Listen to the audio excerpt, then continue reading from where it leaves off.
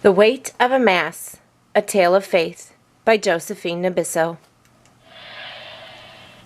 Once upon a time, a king betrothed to a queen from a faraway land consented to be married in the cathedral, even though he knew that only a handful of old women would attend the Holy Mass. It was not that his subjects wished the royal couple ill, or that they would not find their own ways of celebrating the union, but the king's people had grown cold and careless in the practice of their faith. A while before the ceremony, a ragged old widow shuffled into the kingdom's most prosperous bake shop.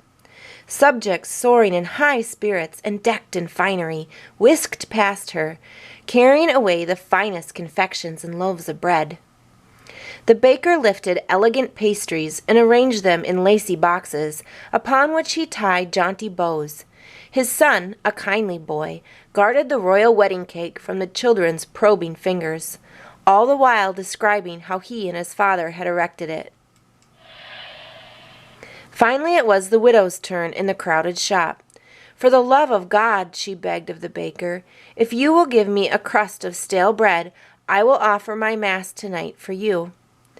The baker's son spun on his heels to fetch the bread reserved for children who fed the royal swans, but his father growled, "This woman shares the disease from which you suffer, and your mother before you. If I didn't keep you busy here, I'd find you on your knees in church, with the likes of her." A hush fell over the crowd. The baker peered over the counter. "You propose to hear a mass for me," he challenged the old woman. "I'd rather hear the jingle of your coins." "But I haven't a shilling," the widow whispered. "Then I haven't the bread," the baker shot back. "Father," the son protested, "she asked in the name of God." "Then let God provide her bread," the baker exclaimed. The widow turned to leave, but the baker had not finished taunting her. "Let us see how much bread I owe you," he said. He tore a tiny corner off his finest tissue paper and read aloud as he formed two minuscule words: "One Mass." The baker held up the tiny piece of paper, and with a ceremonious flair he laid the wispy scrap onto the resting tray of his brass scale. He then flicked a slice of old bread onto the other tray. He blinked, confused. The bread side had not dropped to lift the lighter paper. "Impossible!" the baker exclaimed, placing a marzipan apple onto the bread side. Still the tray holding the paper stayed down. The baker piled layered cake onto the tray, but this did not tip the scale. He stacked his best cherry-topped cupcakes onto the balance, but they did not make the difference. Brushing past his son, he swept heavy, filled chocolates into a box.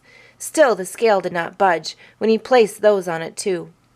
He arranged a dozen poppy seed cakes and 24 rolls onto the pile. "The paper outweighs his goods," a man exclaimed.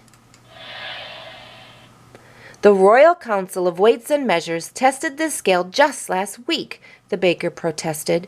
"Something's gone wrong with it." The baker's son lifted the tiny scrap of paper off the scale, and a gasp went up as the baked goods crashed down with a jangle. Everyone began speaking at once. "What can this mean?" they asked each other. The crowd quieted to watch as the baker emptied the heavy tray and tested the scale with all his weights, even those smaller than game pieces. The scale responded to every change, floating up and down. "The scale is correct!" a woman exclaimed. "Of course it's correct," the baker bellowed. "I'm an honest man." Compelled by the event, clients rushed to the doors, calling in more witnesses from the streets. The baker addressed his son. "Pile it high. This time turn the scale around so that the trays are switched." The breads and buns, candies and cakes brought their side down with a satisfying thud. "Now," the baker said as he let the snippet of paper float down toward the new tray, "we'll see the truth." No sooner did the tissue touch the shiny brass tray than it lifted the opposite one. "But I don't understand," the baker muttered as he ran to fetch his finest doughnuts. He piled on fruit cakes and cream cakes, berry tarts and poached pears. "This can't be," he cried as he plastered on plum pudding and candied fruits, almond confetti and crushed walnuts. "The mass intention weighs more than these," the baker's son marveled. The baker was beside himself with bewilderment. He turned to his son. "Don't think I don't know that you would abandon the baking trade to become a priest," he warned, "and don't think any of this will influence me." He took a deep breath. "Bring me the royal wedding cake." As the baker's son rolled the cake's cart through the crowd, it parted, respectful, lest the prize confection get damaged. "On the count of 3, the baker ordered his son, "help me get it onto the scale. This will put an end to the nonsense." 1, 2, 3. The wedding cake teetered on the top of the pile. The paper on which the baker had written the words, "One Mass," hadn't even fluttered. The baker and his client stood dumbfounded. Just then the cathedral bell began tolling the call to the royal wedding mass. The baker's son stood over the piece of paper, staring at it. When he lifted it from the scale, hands surged forward to rescue the wedding cake as the things beneath it crashed down with a weighty clang. A man went out into the street and took up the Ave Maria. The bells were tolling. Other clients, who had intended to celebrate the royal wedding in diverse ways, now filed out and processed toward the kingdom's great cathedral.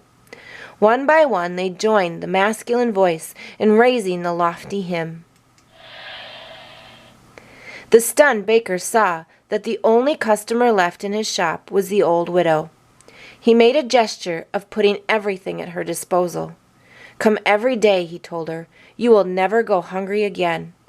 The widow smiled and tucked only a thin slice of bread into her pocket.